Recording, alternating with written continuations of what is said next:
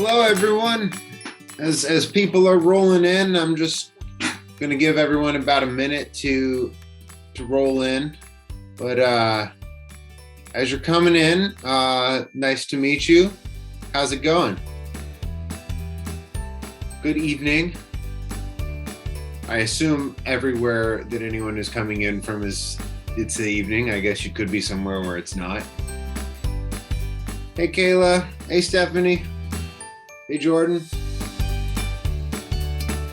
For those of you who are going to be using the chat, which I hope all of you use the chat, and honestly, most of you are ahead of me here, switch it to everyone. It'll be set to hosts and panelists, which is fine if you want only me to read it. But if you put it to everyone, then everyone will be able to read it. I like these to be as interactive as possible. So answering questions in real time.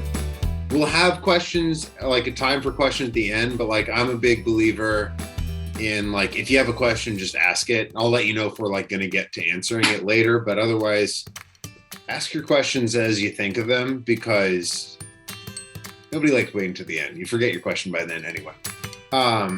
Hey, Jessica. So where's everyone coming in from? Where's everyone at? I'm in Los Angeles. I'm in Silver Lake specifically, in this pretend room with a brick wall.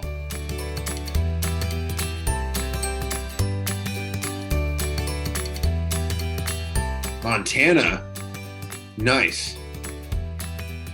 Rhode Island, Maryland. All right, Wisconsin, it's cold up there. Oakland, Texas. All right, we got people from everywhere. Good on you, especially those of you who are on Eastern time. Like, it's a late one. I appreciate you coming out tonight. New Braunfels, Texas. I don't know where that is. I mean, I'm fairly familiar with Texas, but I probably only know the bigger ones. Is there a major city it's closer to?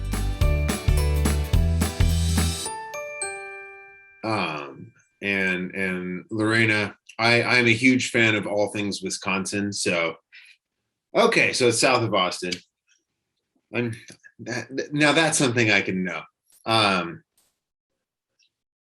As a person living in Silver Lake, I'm obligated to also love Austin. All right, so today we're going to talk about money and following it.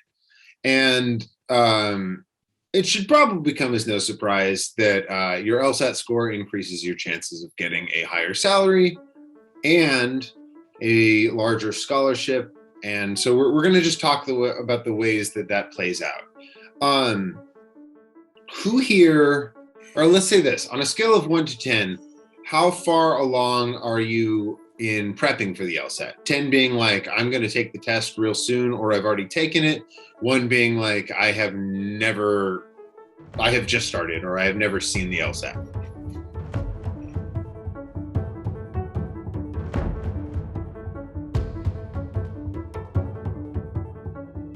All right, we're getting 110 and 10 from Jessica no, you're in Montana, you said. A lot of 1s and somewhere in between. So for those of you who are brand new to this, the LSAT is here because you want to see, is there a chance to get into the school you want with that score? Is there a way to increase it? And if you are interested in increasing it, or just like studying with Blueprint, at the end of this, we're going to give you a promo code that would be good for 48 hours. And it'll get you $100 off our 3-month self-paced course. So that can be really useful, save some money on the front end, and hopefully make some more money and get a scholarship on the back end. So let's just jump into what we're going to cover. As I said, though, truly ask questions whenever you think about them, because I'm sure you've all been in those presentations where they're like, we're going to save questions for the end. And then there's just that awkward silence, which is more deafening by the fact that it's all online. So if you think of anything, ask. So our agenda for following the money, you're going to meet your Blueprint instructor. You've already met him. It's me, Gerry. Oh, my name's Gerry. You're going to see about me on the next slide, but I know right now I think it just says Blueprint Prep. My name's Gerry Hirschfeld. We're going to talk about how Blueprint can help you get into law school, and then we're going to get into like the meat and potatoes of all this, the importance of the LSAT in terms of law admissions, the importance of the LSAT in terms of your job, and the importance of the LSAT in terms of getting scholarships. And then there's an open Q&A at the end, but also throughout. So let's talk about me. I'm Gerry H, which is short for Hirschfeld. It also looks like Gary, but it's Gerry because my parents decided to let me live that life. I scored a 173 on the LSAT. I'm an LSAT instructor at Blueprint. I also do one-on-one tutoring. I also am one of the law school admissions counselors. So I help students with their like personal statement, prepping for interviews, negotiating law school scholarships, really all of the things that go into the application. The biggest of which, outside of your LSAT score and GPA, being your personal statement. I went to law school at Northwestern in Chicago. So I only saw one other person here who's in the Midwest, but here to the cold. All right. So as I said, I went to Northwestern for law school. I practiced and had practiced at a larger law firm. The firm is called and was called Sidley Austin, for those of you who are familiar. I honestly wasn't before law school, but its latest claim to fame, or fairly recent claim to fame, is it's the firm that Barack and Michelle Obama met at, because they were both working there. So have some experience as an attorney hiring people, have ample experience with the LSAT and in law school. So why Blueprint? Well, we have, as it says here, everything you need to crush the LSAT. Average increase of 11 points. For those of you who are unfamiliar, that's a very valuable improvement, and we're going to see that on some of the slides today. And we have these people here who got huge score increases and just very high scores.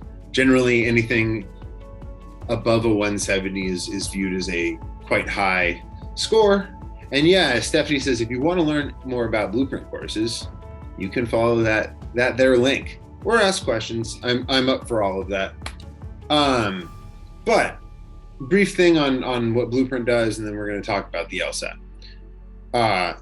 If you do the live courses, and of course that'll be like the kind of thing that I would be teaching as opposed to the self-paced, which is going to have the videos.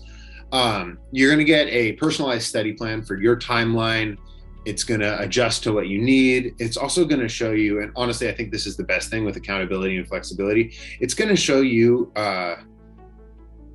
what you should spend more time on. And I guess you can also see that on the analytics. But a lot of people spend time like kind of spinning the wheels, and I think that's really, really effective. And it also has two Blueprint instructors. So I don't know. I'm sure you've all had this experience.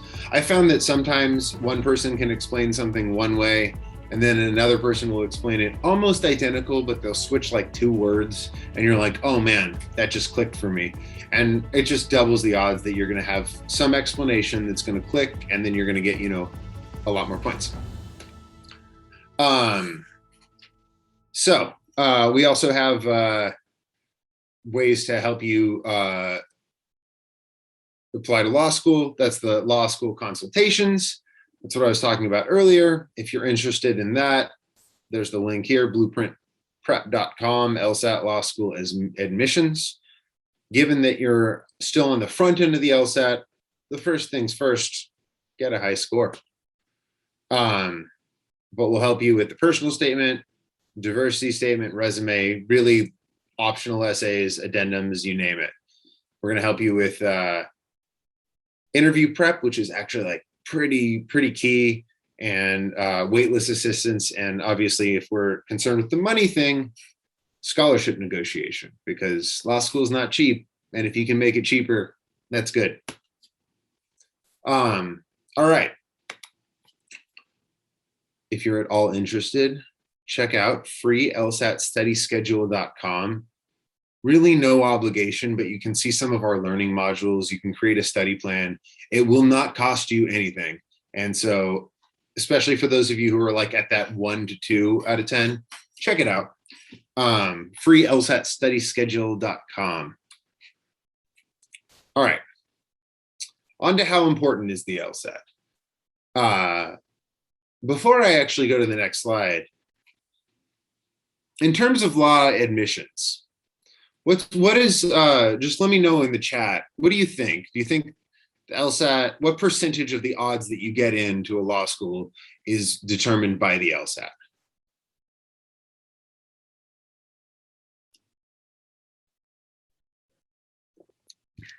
$80, $100. Okay, 90. 99. I like 99.599. So you're actually all a little bit on the high end. The LSAT's probably more like 60%. And then this slide's going to say 60% LSAT and 40% GPA. I would break it down a little bit more. I would say it's probably like granted, it changes school to school, but on average, 58% LSAT, 38% or 37% GPA, and then 5% like personal statement / letters of recommendation / resume, etc. Nevertheless, so for those of you who are like LSAT averse, it's a little lower than the estimates here, but it's still the most important thing in determining your odds of getting into a law school. And so, you know, shocker, it's important then. So, why is the LSAT important? As we said, it strongly increases the odds that you get into law school. We're going to take a case study. Amal. Amal has a 396 GPA, fantastic grades, just shy of a 4.0. And a 160 LSAT, which is a good LSAT score. For those of you who are completely unfamiliar, the LSAT score ranges from a 120 to a 180 being the highest, with the average score being around 150 or 151. All right. If anybody's at all followed like law school rankings and such, what do you think the odds are that Amal gets into Yale?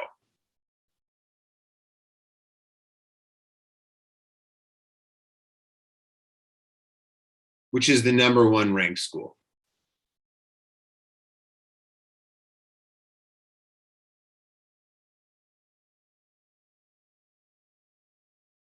%, 10%, somewhere between 5 and 6%. You're getting closer. It's 0. It's 0%. It's probably like 0.001% if we're being really mathematical about. But Yale's ranked number 1. The 14th ranked school in the country is UCLA. What do you think the odds are with nearly a 4.0 and a 160 that Amal gets into UCLA?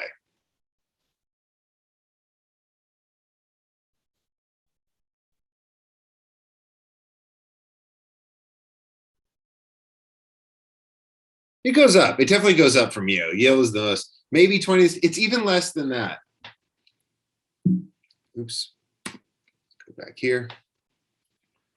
This is just looking at the T14 schools. Just so, yeah, Kayla's got it close. 13% chance that Amal gets into UCLA. Nearly a 0 chance for, you know, Yale and Stanford, really Harvard as well. And again, these are the T14 schools. Who here is familiar with the term T14?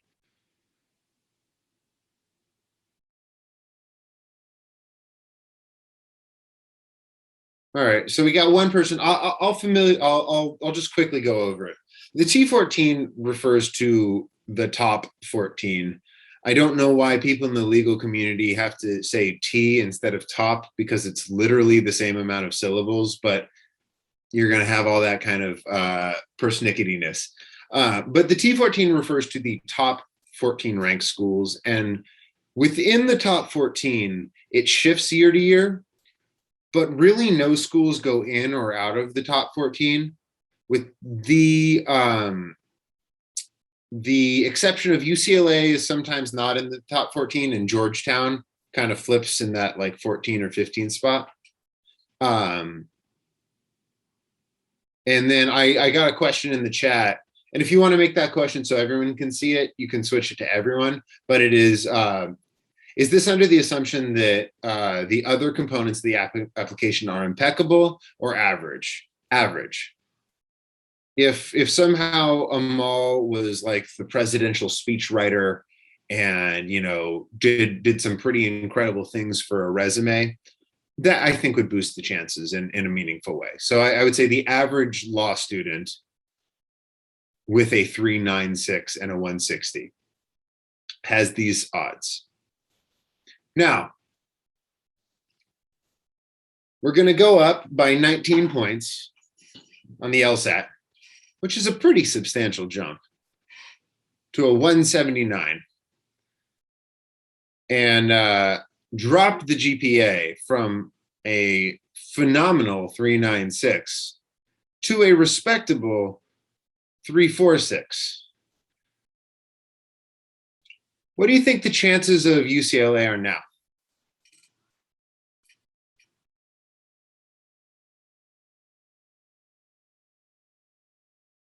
We got an 80.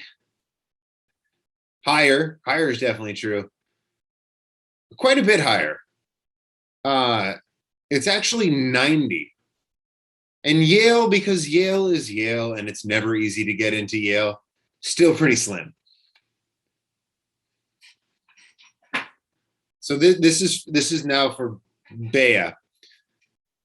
Pretty much a guarantee at you know, everything NYU and down, and a good shot at everything like above. You know, 42% chance of getting into Harvard is a pretty sweet amount of chances of getting into Harvard. And I'm doing this because you can't really overstate how valuable a high LSAT score can be in terms of getting you into a top law school. And I'll even say in my own experience, which I had a 173, and that got me into Northwestern and a couple other schools that were ranked higher, but for scholarships reasons. I did not have a stellar GPA. I had a respectable GPA. I definitely didn't have the highest GPA in my class. The LSAT really makes a big difference. So, sure, LSAT's important for getting into law school. Does that mean the education's better? I don't know. I don't think necessarily, but it does mean that the job opportunities are substantially better. And this is all going to be oriented around, you know, working in private practice. Although I will say I also worked at the ACLU for a little while as an attorney. I don't know if anybody here has interest in doing like nonprofit pro bono legal work, but even doing that kind of work, which is not going to correlate to higher salary, the opportunities for people out of the top schools are, when I say top, I mean high ranked. I have no idea if the education is substantially different, but the top ranked schools, so much more. So again, this presentation is going to be oriented toward private practice, but even for those of you who are interested in public interest, it still is a meaningful distinction. So the LSAT can get you lots and lots of money in parentheses two, because we're doing legal style writing, and I'm sure you've all seen contracts where they spell out a number and then write a number. Two ways. One, a higher salary, or scholarships. Now, I think you're probably both familiar with both of these. So we're gonna jump into salaries first, and then scholarships. But how do law schools relate to salaries, or LSAT scores? Sorry, relate to salaries. Well, LSAT scores relate to what law school you get into, which obviously opens up different doors. I'll tell you both in my experience as a student applying for law firms, and then when I was at Sidley, I was part of the hiring committee, and I would interview law students who were hoping to intern at the firm and then get a job. It was really cutthroat as you go lower in rankings. If you go to Harvard, Sidley's going to interview you. If you go to any of the T14 and you're average, just average, Sidley is going to interview you. And I'm using Sidley as the example because it was literally where I've worked, but placeholder for big law firm. You're going to get an interview and a good chance at an offer if you're average at any of the top law schools. As you go down in rankings, you have to be higher within your school. I'm sure you've already heard this, but when you're in law school, as you go down in law school rankings, they'll say things like, all right, we're only going to interview the top 50 percentile at USC, hypothetically. And then we're only going to interview the top 30 percentile at Emory. I'm just making these up hypothetically. And we're only going to interview the top 10% of students at like Loyola Marymount. So as the ranking of the school goes down, you really have to be at the top of your class to get those same interviews, which you can absolutely be, but it's pretty hard in law school when your whole score and your whole ranking goes down to these finals days. So it's nice to have that padding. So we're going to take a look at 15 schools, their median LSAT score, and then what their average graduate's salary is. So again, we got Harvard, Yale, Stanford as far as our representative like T14 top tier schools. Then you have like BU, GW, Emory as like your high ranked not T14 schools. Get Cardozo, Temple, Ohio State, and this is your like maybe like top 50, top 80 schools, and it goes down from there. Let's look at it from fall. This is fall of 2013, and I'll tell you this: these numbers are all a little bit higher for the top schools because in 2013. The big law starting salary was $160,000, and currently the big law starting salary is $190,000. So these numbers are lower than what it currently is today. All right, Harvard starting salary for the average Harvard student. $172,000. Yale actually goes down, but the reason for that is because people from Harvard statistically go to big law firms and people from Yale statistically go to become law professors, which doesn't pay as well. So it's not so much that Yale's not as competitive, but just the people there choose a career path that's slightly less lucrative. Stanford, though, back up to like Harvard numbers at $163,000. But then, you know, as you go down in ranking to the let's look at the bottom at like Northern Illinois, Sanford with the average LSAT score of 150, the average starting salary is $50,000. And there's nothing wrong with that. There really is nothing wrong with that. And the reason for that could be they picked a job that would make them happier. They did nonprofit. It's not, I'm not trying to say like, look, you need to make a lot of money. There's going to be enough people if you take the legal route that are going to be thinking that way. But I am saying law school is expensive, and I would not have gone through it if I didn't have assurance that I was going to be able to pay off my loans relatively quickly. And the other reality of it is I think that the salary scales here are telling just in terms of the doors that they open. Even if you don't pick that like highest paid option, it's nice to have the door open there. Another thing I want to highlight is this. So the question is this because more graduates are entering the public sector, or is it more so that private firms that hire them simply pay much, much less? It is statistically the latter. And of course, there is there's exceptions with any given school, but statistically, it is the latter. If you look at a breakdown of lawyer pay, the average lawyer makes something like, I'm this is a guess, something around like 90,000. However, if you look at an actual chart, there's this big bump at that like 200,000 mark, and then it dips, and then it jumps again around that 60,000 mark. So a lot of the firms that hire people out of the lower ranking schools are just paying $60,000. So although the average is like 90, there's not really very many jobs that pay that. It's just averages there. And you can even see this here, BU and up are, in the six figures. There's not anything in the 90s, and it like very quickly drops from 87 at GW to the 50 at Drexel. So again, I don't mean to make this like dirty and all about like who can make the most money, but it is nice to have the doors open. If there are any questions about how that works, I can go into it in a little bit more detail. But the quick of it is based on the tier of the firm, they all sort of pay the same. So like the big law firms, like your top 10 firms, all pay the same starting salary. And then the next tier of firms all pay the same salary, much like tiers of law schools. And this is not an anomaly. Here's a chart of LSAT scores versus salaries. We did not cherry pick these. Not that I think anyone thinks I'm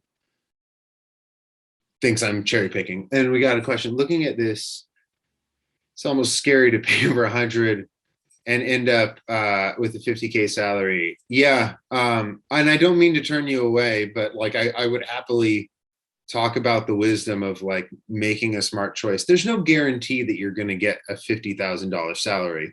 I'm going to go back there really quick. Also factor in, say the 50K is attributable because maybe a third of the graduates don't get jobs, and the top third of the graduates get, let's say an $80,000 salary. And, when you average it out, it ends up at 50. So it's not like you will get a 50,000. Specialty, will it make a little bit of a difference too? Not really. I mean, if we're saying like a little bit, yes, it will make a little bit of difference. Again, I'm saying this from my experience hiring people for ACLU who specialize in public interest. And I should also tell you, I do litigation, appellate litigation, and copyright law. Hiring people at Sidley who are doing copyright law, if they went to a school that specialized in copyright law, but that school was ranked lower than another school that did not specialize in copyright law, we were pretty much always, unless there was another reason, we were pretty much always picking the higher ranked school.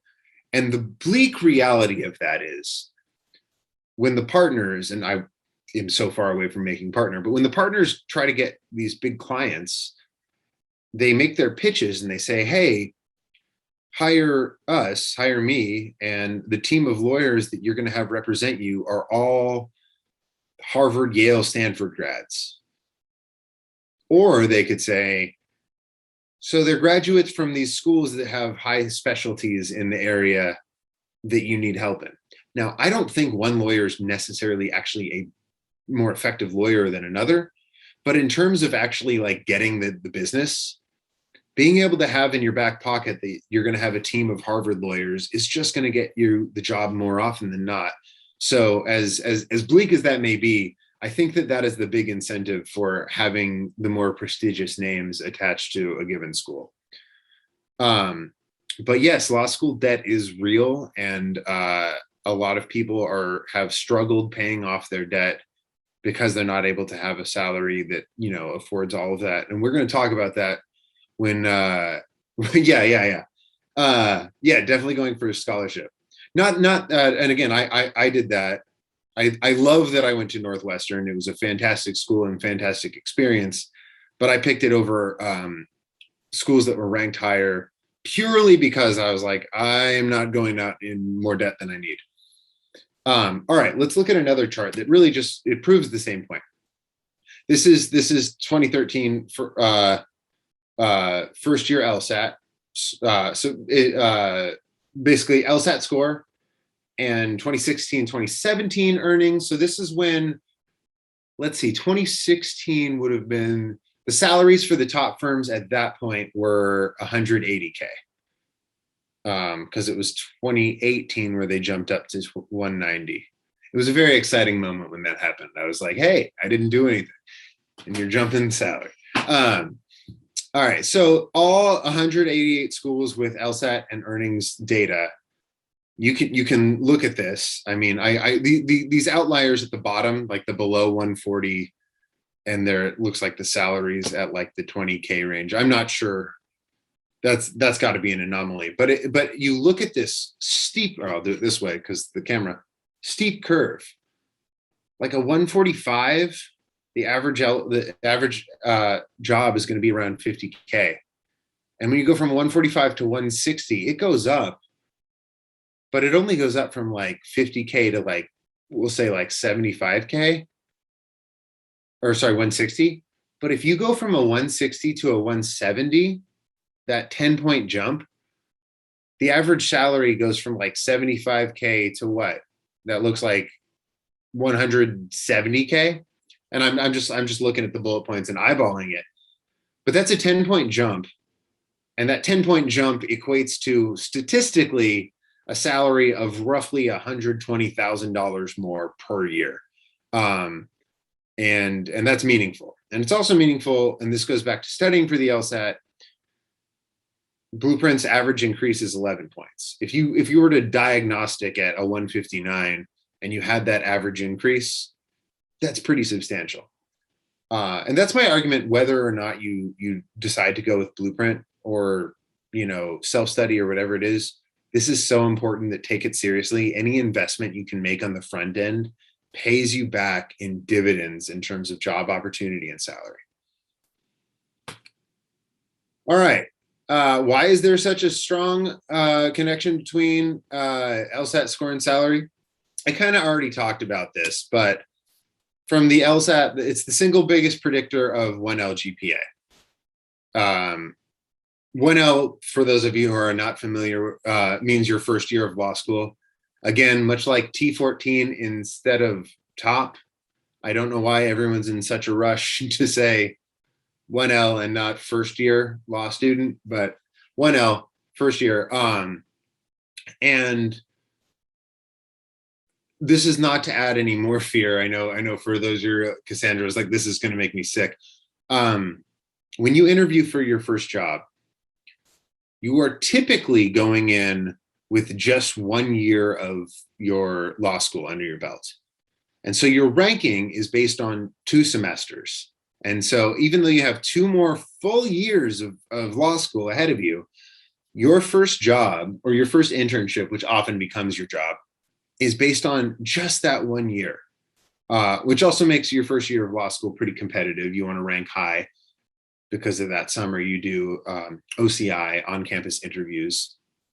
And 1L success, big predictor of bar passage. A firm does not want to hire you if you're not going to pass the bar, obviously. So it's a big factor on schools deciding who gets in, and then of course jobs later. What firms are looking for? Well, they're looking, honestly, I would flip these 3 and I would say, number 1, what law school did you go to? Number 2, how'd you do within that law school? And then 3rd, whether you pass the bar exam. Of course, that's a necessary component to being a lawyer, but many of the firms will hire you before you pass the bar with the expectation that you will pass. But that is why there's a strong connection. LSAT score determines what school you get into. What school you get into determines what job opportunities you have. Kind of as simple as that. All right. This is just a flow chart. Higher LSAT score, higher school, ranked school, more appealing, more money. We get it. We've seen this. To add to any sense of bleak urgency, LSAT scores are on the rise. The reason for that is primarily because of the pandemic, because people did not have as much to do, so they were studying more. But on average, the score has gone up by 2 points for a given law school. And again, just to use this chart, in 2013, where Harvard was a 173, Yale was a 173, now those have gone up by 1 to a 174. But if you look here, pretty much all of these law schools, with really the exception of Northern Illinois, have gone up by 1 or more points. Some of them, like, what is it, Samford and Cardozo and BU. Wow, BU. That's super competitive for BU. Went all the way up to nearly a 170. So studying is important. And as Cassandra brought up, scholarship, point number 2. How schools use the LSAT to give scholarships. And you know, if I could summarize this up really simply, to incentivize you to go there. And I want to paint a picture before we go into these slides. You're working, you're grinding away as a lawyer, and one day law school X goes, hey, you want to be our dean? And then you go, well, what does that entail? And then they go, well, we give you a ton of money. And you're like, oh, that sounds good. And then they say, and all you really have to do is shake hands and everyone thinks you're important. And you're like, well, that sounds good too. And then they say, all that you have to do is make sure that we don't go down in rankings. Deans literally get and lose jobs by how much they can get their school to go up or down. And deans will sometimes try to bring like a mid-tier school to a top tier and then jump ship and go to like a more prestigious university. Point is, deans, who are ultimately the ones who are making these decisions, are very obsessed with rankings because rankings are very important to their financial well-being and their cush job. So they want to get people in their school who are going to bring up their rankings. Now, US News, and by the way, when I say rankings, I'm talking about the US News rankings. They're the only ones that really matter in terms of employers or any of this. I don't know why, but the legal community has decided that that's the one that matters. But anyway, 2 of the most important factors in a law school's rankings: incoming classes at LSAT and outgoing classes job prospects. And so they want to get people into the school with a high LSAT score, and they want people in their school to get a job because that means they get to keep theirs. What does that mean? It means law schools are competing with each other. And so let's take a person for context. Stanford's ranked number 2. Berkeley, I think, is ranked like around 10. It's always around like 9 or 10. We'll say 9. Both like Bay Area of California schools. This person gets into Stanford and gets into Berkeley. Well, Stanford's going to give them more opportunities. It's higher ranked. But Berkeley could be like, hey, I'll give you $30,000 a year, $90,000 total, if you go here instead, which is great because, again, law school is expensive, debt, no bueno. And so you might pick a school that is not the top school you could get into just because of the scholarship. The other thing is you can negotiate your scholarships up. And I wish I knew this when I went to law school, because it's like the norm, and like it seemed weird to me. But let's see, what would be two comparable ones? We got UCLA and Georgetown. Those are like usually kind of neck and neck. You get into UCLA, you get into Georgetown, and UCLA gives you $30,000 a year. Georgetown gives you $5,000 a year. You go, hey, Georgetown, UCLA, they gave me more. And then Georgetown goes, crap. All right, here's 30,000. You can then take that and go back to UCLA and go, hey, Georgetown matched. How much do you want me? And they go, oh, here's 35,000. Now there's an end to that. You can't like ping pong that forever. But I have friends in law school who negotiated their scholarship up like $15,000 to $20,000 per year. So that's like $60,000 more over the course of law school, which is a lot. So the more appealing the candidate, the greater the chance of scholarship. We got, I feel like now you need to reconsider school. I didn't have an interest in any top 10, 14.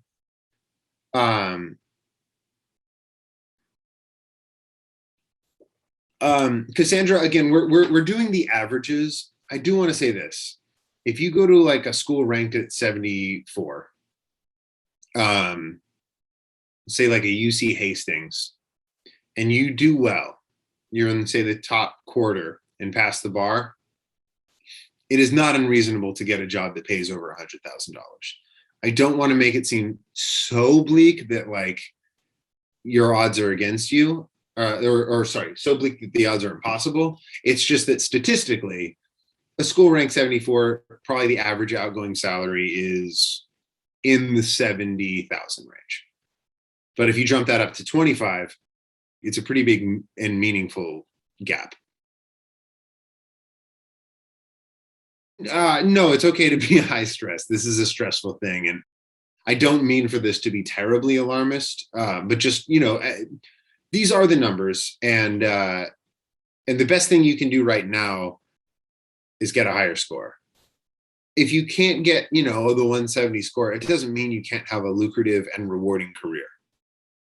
I know absolutely plenty of people who did not get a 170 and have very fulfilling careers. Or you can take me, I got above a 170 and I didn't even stay at the law firm. So, you know, goes both ways.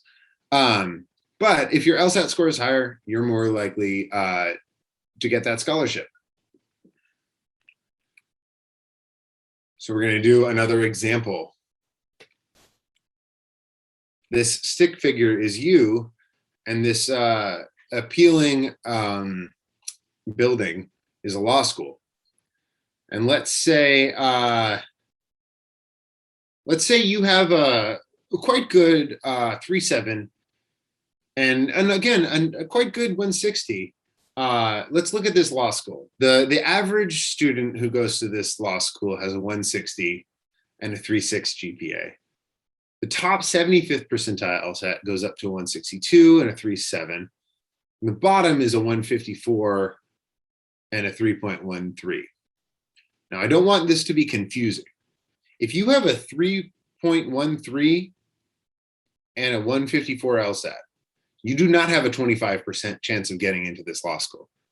You have probably like a 5% chance of getting into this law school. Because probably most of those 3.13s also had that top 75th percentile LSAT, and vice versa. Those people who had a 154, well, they probably had above a 3.7 GPA. What do you think the odds are that you get into this school with the 3.7 160?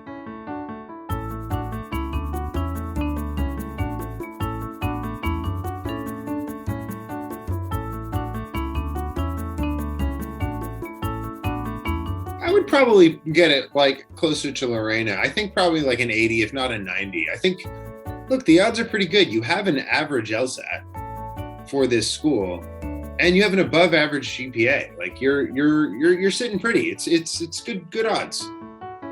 However, I don't think you're getting a scholarship.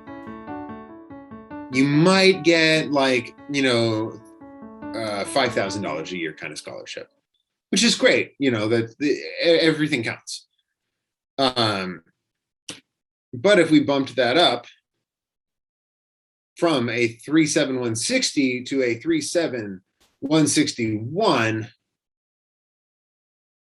same deal. Well, now you are really, really ridiculously good chances you get in, and many schools are going to want you, and that means you're going to get the scholarship.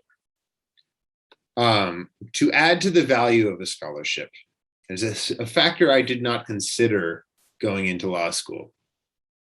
But for some of my friends who went to the highest ranked school they could get into, but didn't get any money and came out in a substantial amount of debt, it occurred to me, a $30,000 a year scholarship, which is already fantastic, means more than that, because when you're paying it back, when you're paying off your debt, there's interest. So when you're knocking off that 30,000, you're actually knocking off more than that, because you're also not doing any interest on that. So keep that in mind. Scholarship up front is more meaningful than just the dollar amount. It's saving you on the back end in a really substantial way. All right. You get the scholarship offer as shown by this handsome bag of this is the most stolen bag of money looking bag of money I think I've ever seen. Because you're stealing. All right. Even with a lower GPA, a higher LSAT score really can get you a scholarship. Again, I'm a testament to that. My GPA was below Northwestern's average GPA, and I was still able to get a scholarship.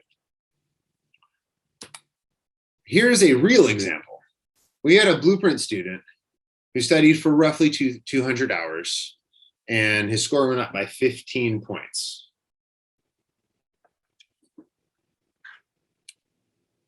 This number blows my mind, but it's true.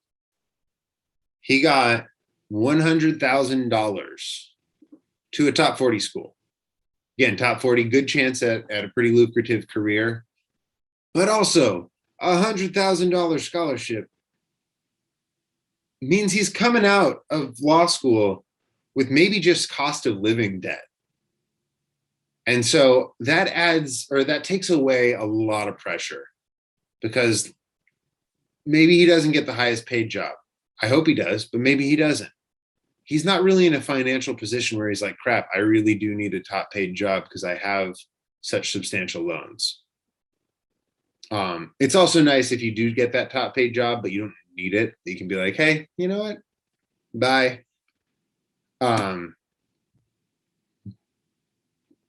mathematically, that means he got $500 an hour for every hour he studied, which until you make partner, it's a probably higher hourly rate than you'll ever have as an associate attorney. Granted, you're not banking that 500, you're getting it for something else, but I think it's just illustrative. All right. Sometimes I have, especially when I'm working with students who are at the point where they're doing their personal statement and actually submitting their applications, they're like, since law school admissions are competitive, I'm just not going to get a scholarship. And that's just mathematically not true. Schools are still giving out scholarships.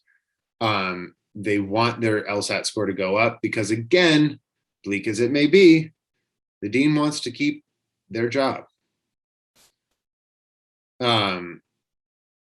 So if the median LSAT score doesn't increase, the ranking drops, you understand.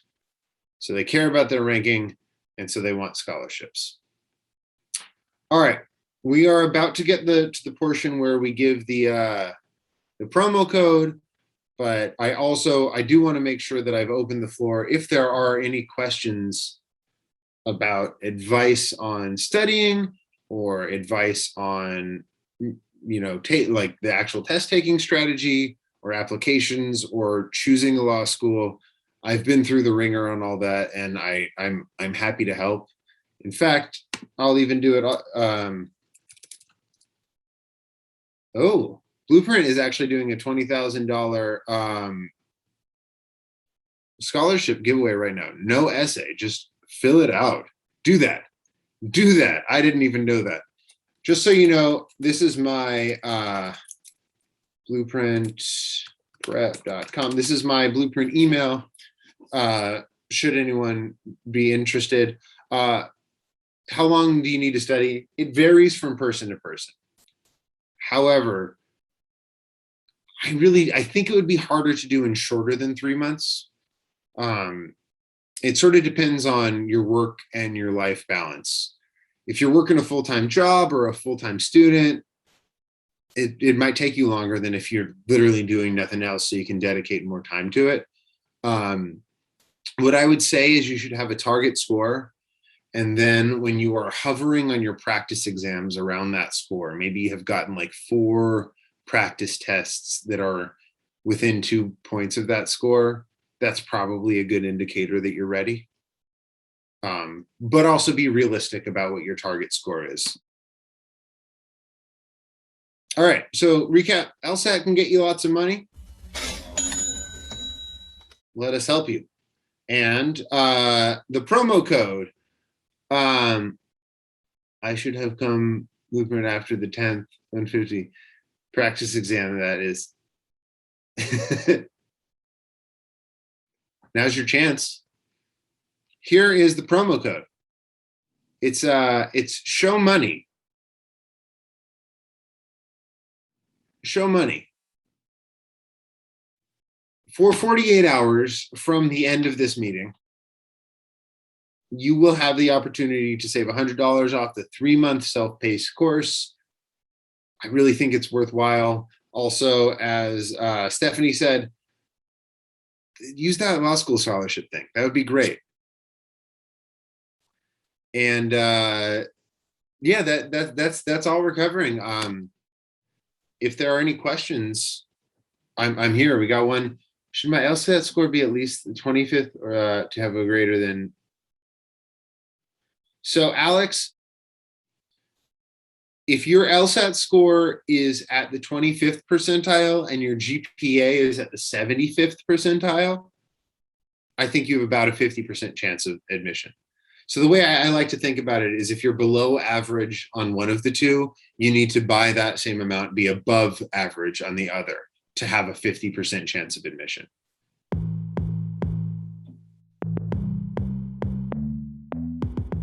And I got a question for free practice test websites. Actually, if you sign up, you have access to a free diagnostic test, so you can do a free practice test right there on the through Blueprint.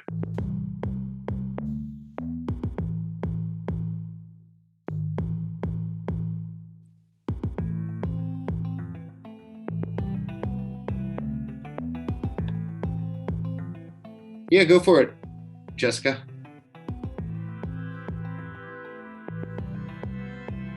Thanks. I'm glad you signed up, Lorena. Maybe you'll be in one of my classes.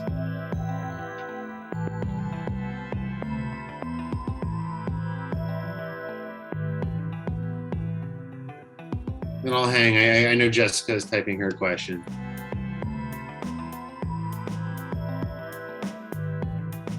Are they set up to work within accommodations?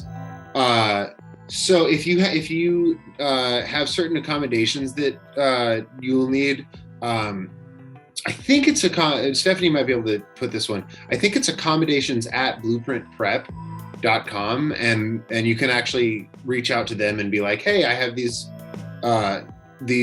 needs for extra time. How can you adjust the class for me? But we should be able to make that work. Just let them know ahead of time.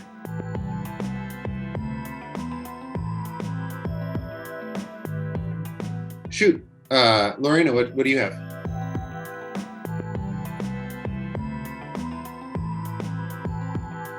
Also, I appreciate people saying I have a question, so I'm not just here wondering if people are typing or not.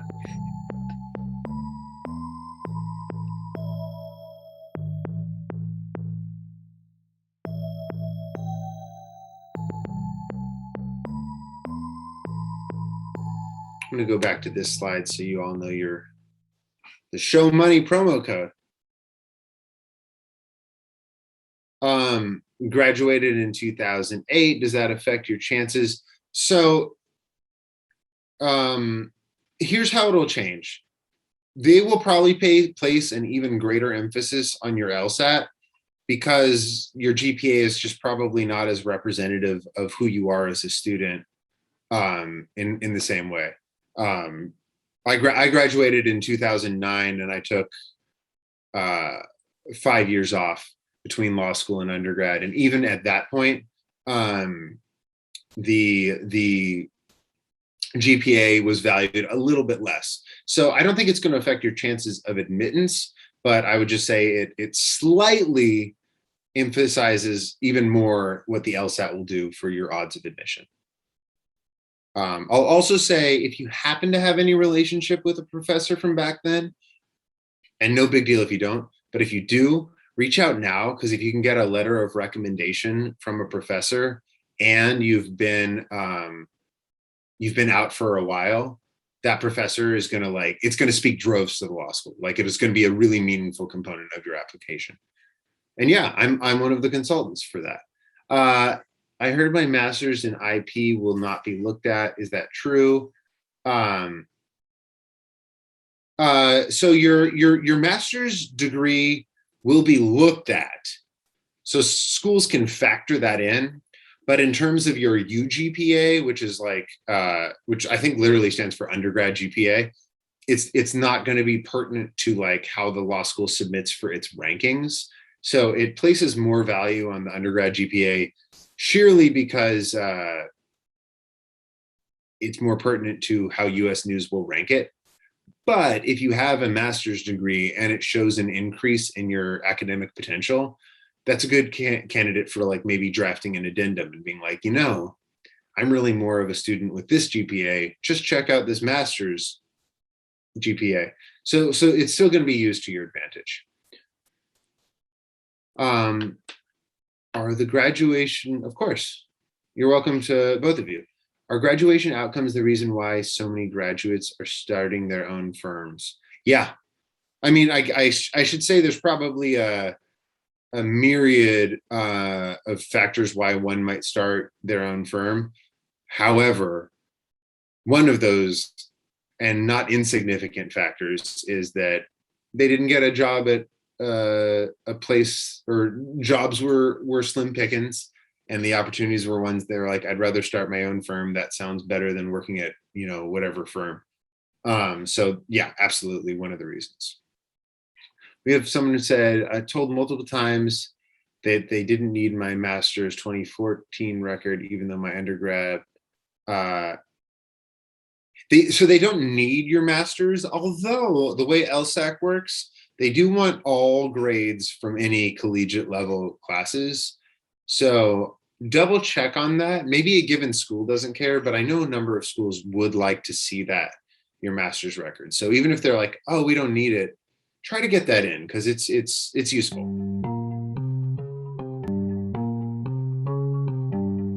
And Lee, I'm blanking now from the top of class. You're in Texas, right? Or am I confusing you with somebody else? Yeah, okay, you are.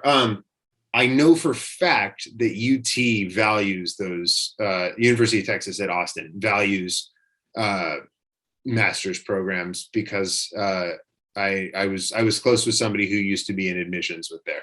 So I don't know if that's a school you'd be considering applying to, but I know that they do take that seriously. So try to get that at least for that one.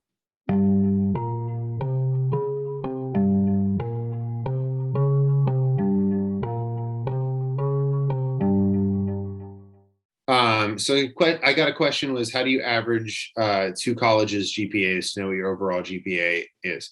So it's actually a tricky, no problem, Lee. It's actually a trickier question than it might seem. So first of all, you're just going to average it, however many units a given grade is for, like you would for just average it. How many units at one school? How many units did you do at the other school? If it was 50-50, then you just straight up average it. if you did 40% of the units at one school and 60 at the other, then average it weighting 40-60 respectively. However, and this is where it gets trickier, your GPA and your UGPA are slightly different. Not substantially, but LSAC calculates the GPA its own way, factoring for like pluses and minuses in ways that undergrad schools don't always factor. So at the end of the day, and I'm sure you can Google like their equation, I don't offhand know it. At the end of the day, most people find out what their UGPA is after they submit their transcripts, and they go, and it usually brings your grades up slightly. It very rarely brings it down, but like maybe you have a GPA of like 3.6 and you submit it and your UGPA is like, oh, now I have a 3.65. Like it's not going to be a big jump either way, but do know that UGPA and GPA are not always identical.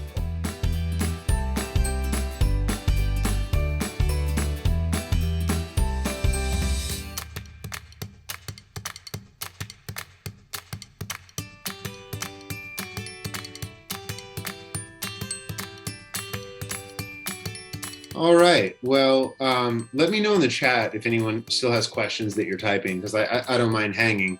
But I'll give like another minute for that, just to let me know if you have a question.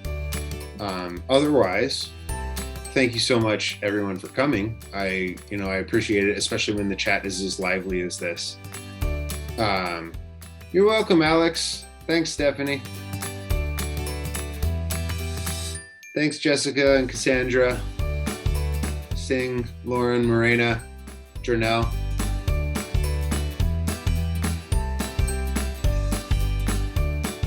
You're welcome. All right. See ya, everyone. See ya, Kayla. Have a good evening. Oh, you're welcome.